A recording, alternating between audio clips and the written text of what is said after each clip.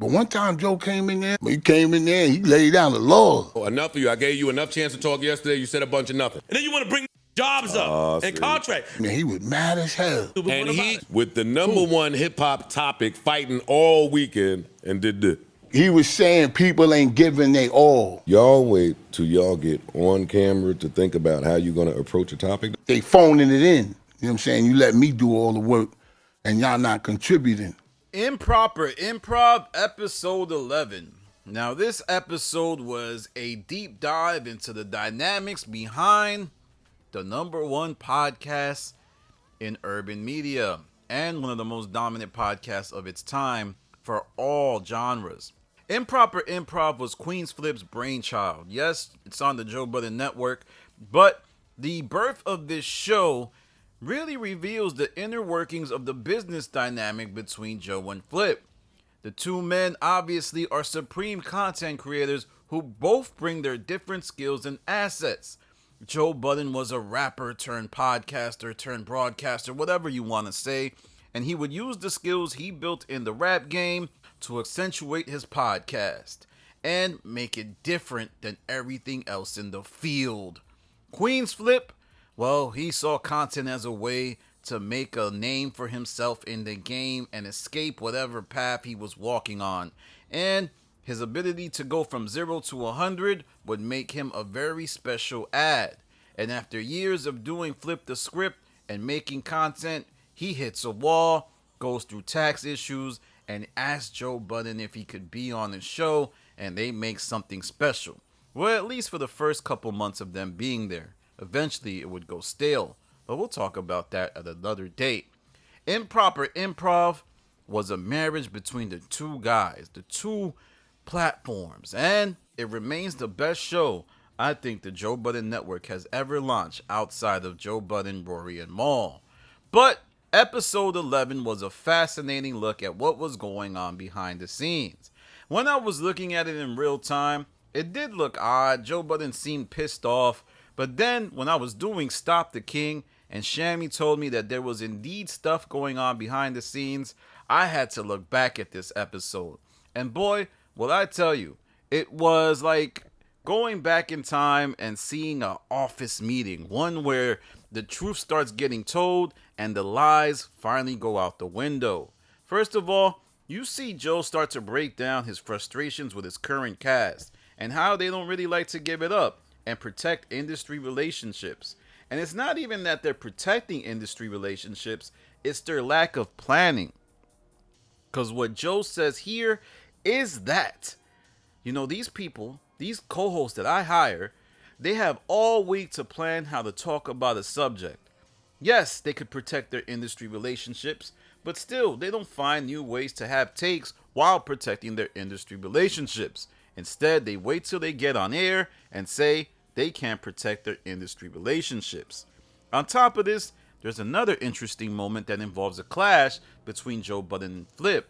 Well, how this plays out is Flip sees a topic on the board, the board that these guys all use to plan the show, and he brings it to Improper Improv.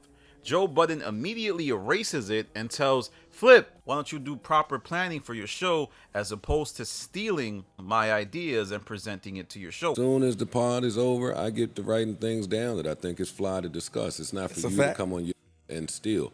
It's for you to put effort into the other broadcasts that you do. Why don't you execute?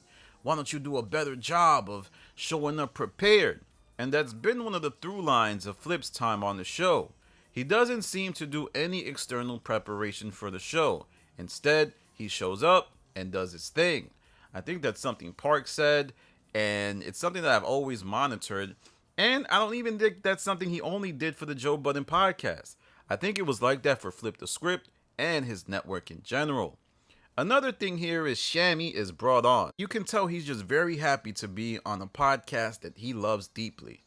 This guy loves to make content, and it's something that comes through the screen. You would also see a business negotiation that would kind of happen on air, with Queens Flip revealing that he wanted to make Improper Improv seasonal, and Joe Budden saying the contract. When the season should be over, you feel? Huh? It should be seasonal. You said I think it probably should be seasonal. That's what you said. Remember you talked to me, you said I'm overworking myself. Remember all that stuff you said? Now, I know a lot of you might be like, oh, Danny, this is just COE. But I truly think what's going on here is a mix of everything.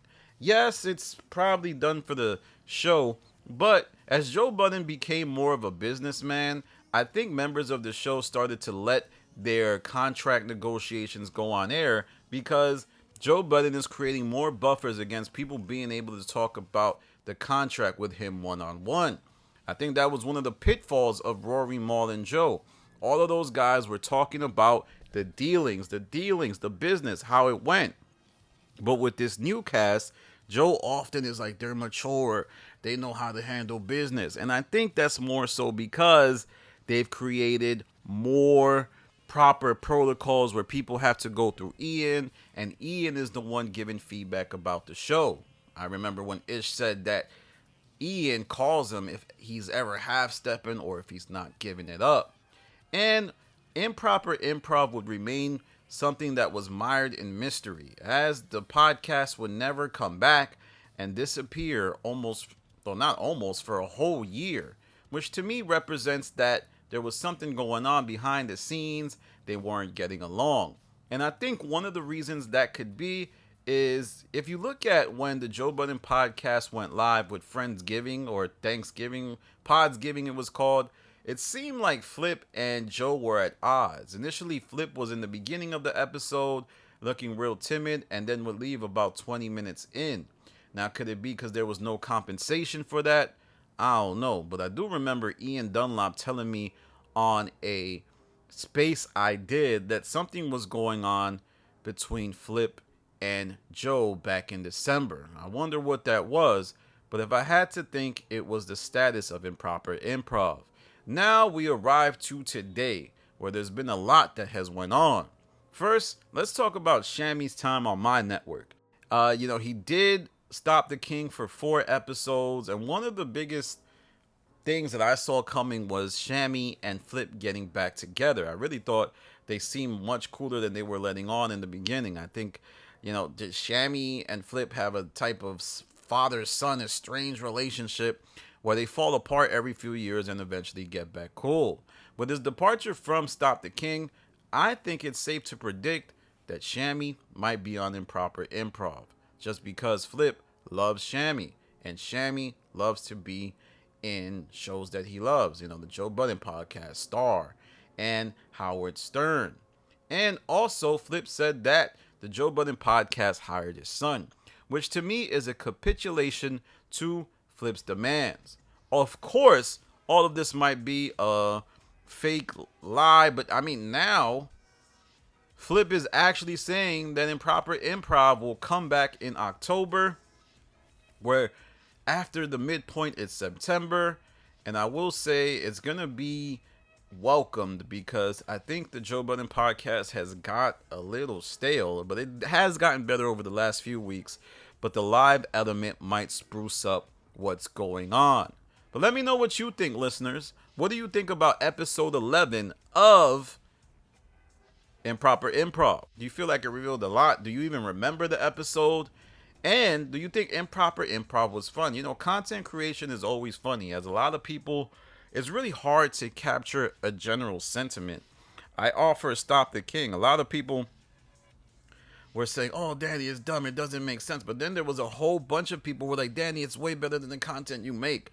It's really hard to synthesize what people want. And that is the fine art of creativity, is that what people want is often at contrast with what actually connects with them.